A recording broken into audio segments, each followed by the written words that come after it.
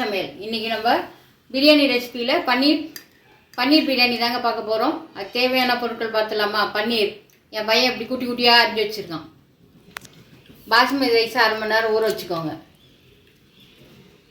வெங்காயம், தக்காளி, பச்சை மிளகாய், புதினா, கொத்தமல்லி, நெய், எண்ணெய், இஞ்சி பூண்டு விழுது.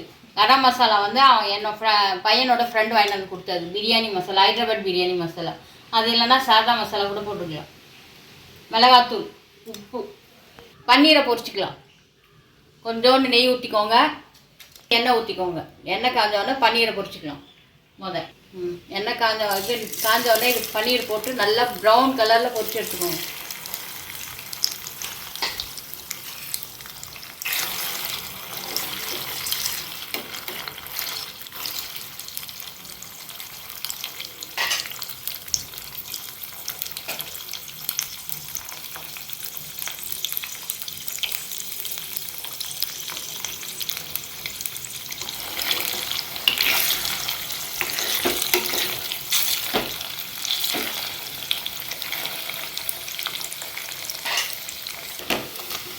பாருங்க, இந்த கலர் வந்தோடனே எடுத்துடலாம்.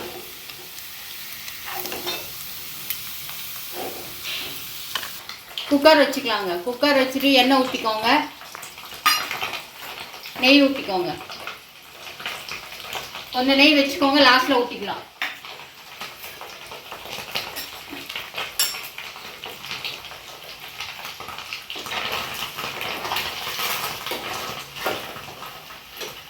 எண்ணெய் வெங்காயம் போட்டுக்கலாம். நல்லா ப்ரௌன் கலர் வர வரைக்கும் வதக்கணும்.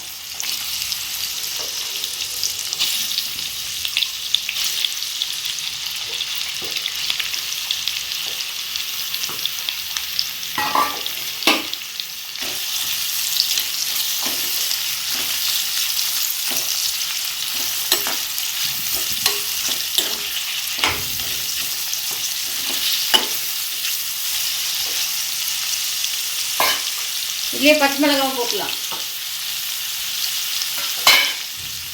போட்டுட்டு நல்லா வதக்குங்க.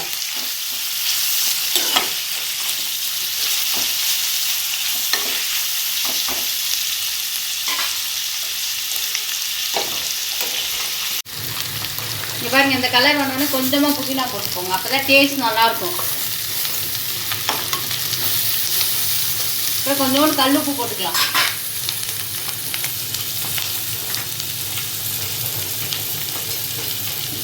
சும்மா கொஞ்சமாக போடுங்க, அப்போ தான் சீக்கிரம் வதங்கும்.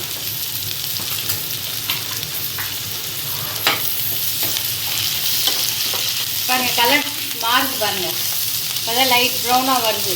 நல்லா ப்ரௌன் கலர் வந்தால் தான் டேஸ்ட் நல்லாயிருக்கும்.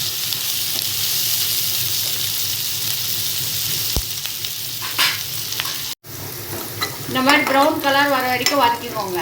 வதக்கினதுக்கப்புறம் இஞ்சி பூண்டு பேஸ்ட் போட்டுக்கலாம்.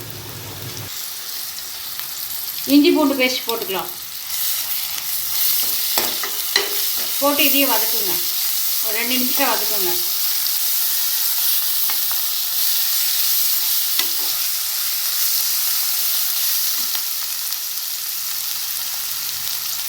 தக்காளி போட்டுக்கலாம்.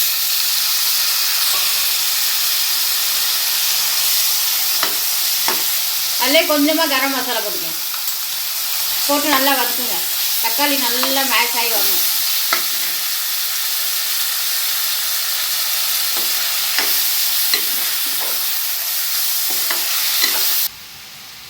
தக்காளி வதங்குறதுக்குள்ள தண்ணி கொதிக்க வச்சுக்கலாம்.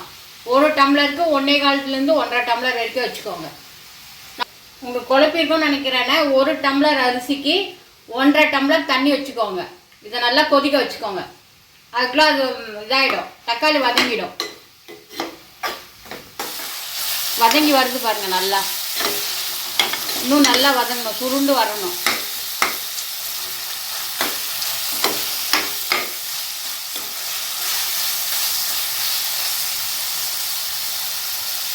கொஞ்சமாக காரத்துக்கு மிளகாத்தூள் போட்டுக்கலாம். உங்களுக்கு வேணும்னா காரம் நிறைய பிடிக்கணும், காரம் நிறைய போட்டுக்கோங்க. பார்த்து போட்டுக்கோங்க. நான் கொஞ்சமாக போட்டிருக்கேன், ஏன்னா பச்சை மிளகா போட்டுக்கிறதுனால கொஞ்சமாக போட்டிருக்கேன். இதே நல்லா வதக்கிக்கோங்க.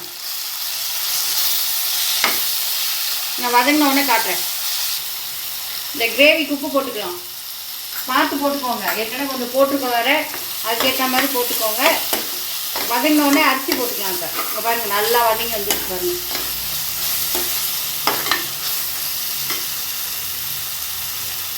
இப்போ அரிசி போட்டு வதக்கிக்கலாம்.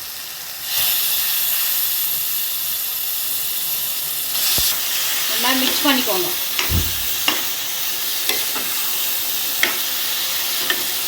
எல்லாம் ஒன்றா கலந்து வரும். நம்ம அந்த தண்ணியெல்லாம் கொஞ்சம் சுண்டுற மாதிரி, இந்த அரிசியில் இருக்க தண்ணி கொஞ்சம் சுண்டி வரும்.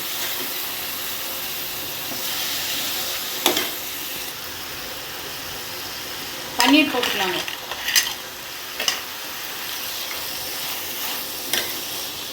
போட்டு மிக்ஸ் பண்ணிக்கோங்க. நல்லா மிக்ஸ் ஆனோடனே இப்போ கொதிக்கிற தண்ணி எடுத்து ஊற்றிக்கலாம்.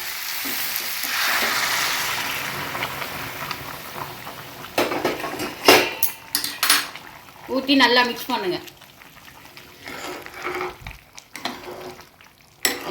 மிக்ஸ் பண்ணிவிட்டு உப்பு காரம் பார்த்துக்கோங்க.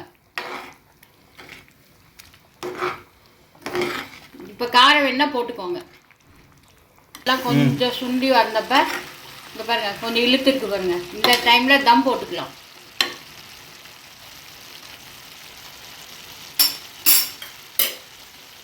மேலே கொத்தமல்லி போட்டுக்கோங்க.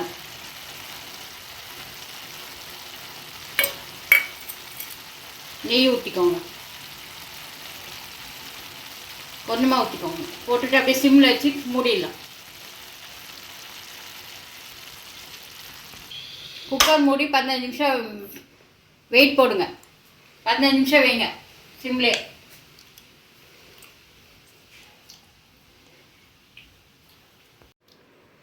பதினஞ்சு நிமிஷம் கழித்து ஆஃப் பண்ணிட்டு கேஸ் எல்லாம் ரிலீஸ் ஆனவொடனே பாருங்கள் எப்படி வந்திருக்கு பாருங்கள். நீளமா அடி எதுவுமே பிடிக்கல. டேஸ்டான பன்னீர் பிரியாணி தயார்.